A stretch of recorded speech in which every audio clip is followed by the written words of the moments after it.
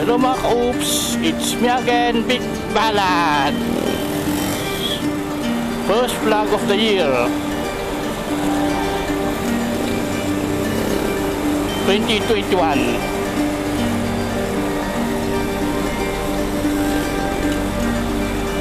Mga ka-oops, pupunta ako sa Victory Liner Cubao. Pagpapadala ako ng mga gamit papuntang probinsya. So tingnan natin kung magkano ang bayad, saka alam ko per kilo, at depende rin sa lugar na pupuntahan. So bali 3 karton kasi itong nasa akin ngayon na gamit. So ewan ko ilang kilo ito, so makikita natin mamaya sa yung mga magpapadala sa Victory Liner. So para magkaroon kayo ng idea kung magkano at ilan per kilo nila ang pagpapadala. Kasi itong sa akin papadala ko sa Isabela City, Santiago City, Isabela Province, Region 2. Tignan natin kung magkano aabutin ng 3 karton ko.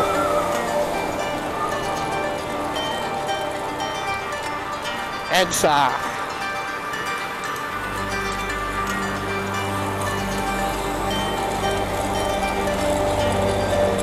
Grabe, sobrang local isa ngayon, walang traffic.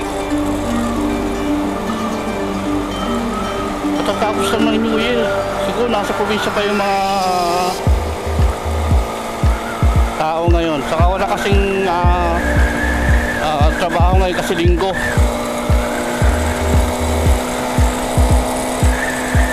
Medyo maganda patakbo ng motor ngayon.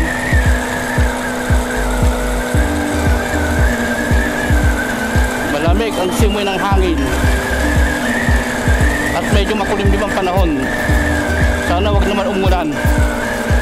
Nakamabasa itong aking daladalang cargo.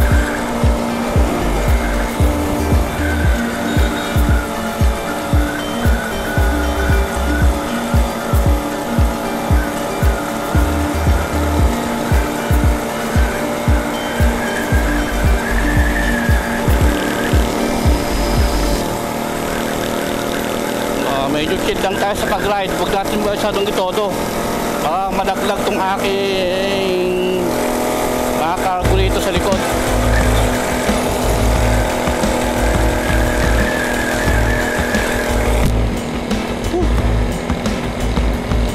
Sarap sana magpatakbo rito pagka wala akong dalang cargo eh.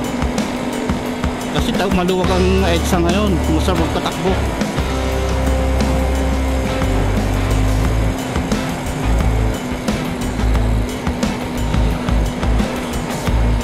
So mga ka-oops, update ko ulit kayo mamaya pag nandun na ako. Bye! A few moments later.